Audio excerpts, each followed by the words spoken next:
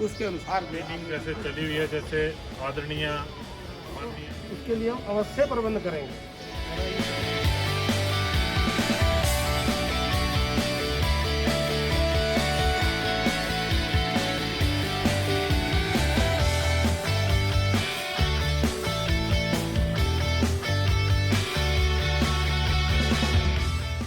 आज आपके समक्ष बोर्ड चेयरमैन श्री बलदेव भंडारी जी उपस्थित हुए हैं, जिन्होंने सोलन मंडी का औचक निरीक्षण किया और उसमें जो कमियां पाई गई उसके लिए सेक्रेटरी को आदेश दिए।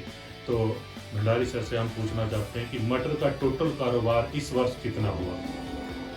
इस वर्ष सोलन जो हमारा जिला है उसमें 42,000 क्विंटल हमारा अभी तक मटर यहाँ आया हुआ, जिससे 9.5 करोड़ का बिजनेस हमारा इस मटर का यहाँ पर हुआ है। और लगभग 23 रुपये प्रति केजी के हिसाब से इस बारी एवरेज रेट हमारे किसानों को मिला है।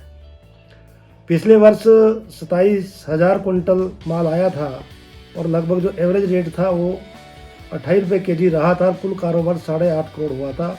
इस कोविड जो 19 है, जिस समय पूरा देश और प्रदेश हमारा संकट में है, फिर भी हमारी इस मंडी ने अच्छा काम किया है और पिछले साल से ज़्यादा जहां क्वांटिटी भी परचेज और सेल करवाई है, तो हमारा कारोबार भी पिछले साल से लगभग 1.25 करोड़ ज़्यादा अभी तक हुआ है और अभी हमारा काम चला हुआ है। कितने किसान इस मंडी में मटर लेके आए हैं इस बार? रिकॉर्ड के मुताबिक मैंने देखा है कि इस बारी लगभग 8,500 8,500 किसान इस एपीएमसी में सोलन मंडी में हमारी जुड़े हैं, जो हम अपनी फसलें लेकर यहाँ पर आए हैं। और सबसे बड़ी खुशी की बात यह कि हमारा मंडी जिला का करसोग का क्षेत्र जो है, वहाँ के लोग भी इस मंडी में अच्छी सुविधा, अच्छे रेट मिलने की वजह से, कम्पिटिटिव रेट मिलने की वजह से करसोग के लोग भी यहाँ पर अपनी मटर की फसल लेकर यहाँ पर आ रहे हैं और अच्छे दाम यहाँ से प्राप्त कर रहे हैं। सुनने में आ रहा है कि करसोग से कोई आपने कृषि उत्पादक संघ भी यहाँ जोड़ा है मंडी में, तो क्या ये सच है? और उनका कारोबार लगभग कितना हुआ मटर का? हाँ, बिल्कुल ठीक बात है। जो हमारे कृषि संघ करसोग का है, उसको भी इस मंडी के हमारे सेक्रेटरी और यहाँ का जो हमारा स्टाफ है, उन्होंने उनसे कॉन्टेक्ट करके उनको जोड़ा है और लगभग 3 लाख का कारोबार वहाँ के कृषि संघ के साथ हमारा अभी तक हुआ है। इसके अलावा हमने प्रयास किया है कि यहाँ पर बाहर की जो बड़ी कंपनियां जैसे रिलायंस है, बिग बास्केट है, उनको भी हमने यहाँ आमंत्रित किया है और उन्होंने भी सलोगड़ा और हमारा जो कंडा घाट है वहाँ पर उन्होंने कलेक्शन सेंटर खोल दिए हैं और इससे हमारे किसानों को अच्छे दाम, कम्पिटिटिव रेट वहाँ पर मिलेगा। जब ब्रोकली की समस्या आ रही थी, तो अब शायद ये ब्रोकली की समस्या बिग बास्केट और रिलायंस की वजह से खत्म हो जाएगी, तो इस पे आप क्या बोलना चाहेंगे? बिल्कुल, ये इसीलिए हमारे यहाँ के सेक्रेटरी के प्रयास से, हमारे एमडी के प्रयास से ये जो बड़ी कंपनियां यहाँ पर आई है, जैसे यहाँ पर ये ब्रोकली हो गया, आपका मटर हो गया, जो भी यहाँ की लोकल फसलें उसको खरीदेंगे, उसके साथ ही हमने बिग बास्केट के साथ एक एग्रीमेंट किया। उन्होंने जो हमारा चेरी का क्षेत्र है, जो हमारा नारकंडा नुनखरिया क्षेत्र है, उस क्षेत्र में भी उन्होंने वहाँ पर कलेक्शन सेंटर खोल दिए हैं और जो हमारी चेरी की समस्या है तो काफ़ी वो परचेजिंग कर रहे हैं। 220 मेट्रिक टन वो इस वाली परचेज कर रहे हैं वहाँ पर। क्या सर इस बार कोविड-19 के चलते किसी प्रकार का घाटा एपीएमसी सोलन या बोर्ड को हुआ है? नहीं, मैं ये समझता हूँ कि हमारे बोर्ड की जितनी भी हमारी एपीएमसी है, सभी लोग बड़ी सुचारू रूप से काम कर रहे हैं और हमने पूरा ध्यान उसके ऊपर केंद्रित रखा कि कहीं पर भी ना तो किसानों को प्रॉब्लम आए और ना ही जो हमारे खरीददार हैं, जो हमारे सब्जी के उपभोक्ता हैं, उनको भी किसी किस्म की कोई दिक्कत नहीं आए।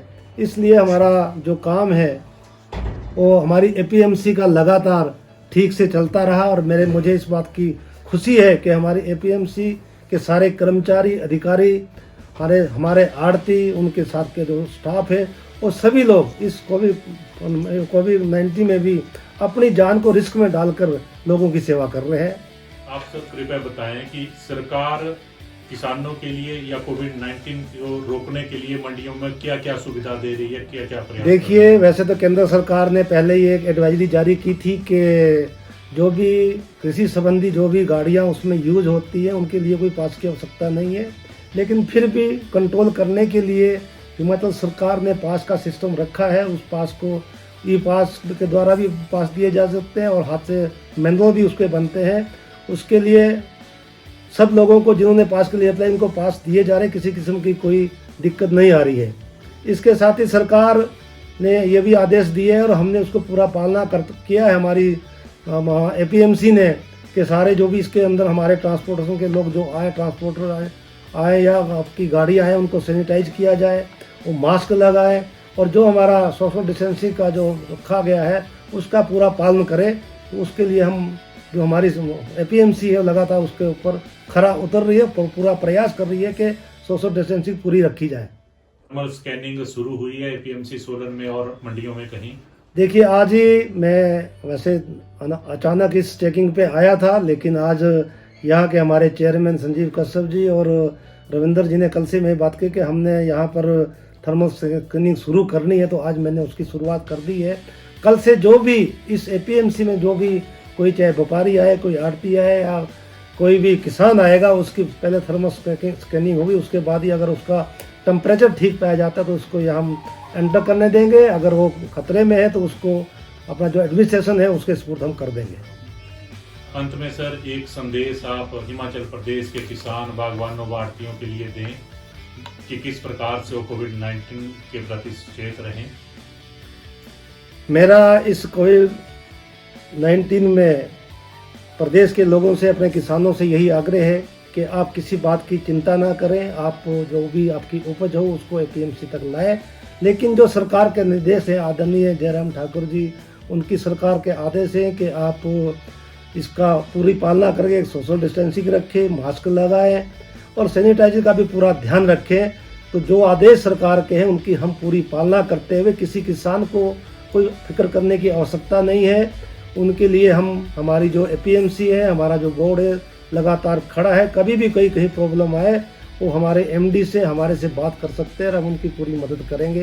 यही मेरा कहना है।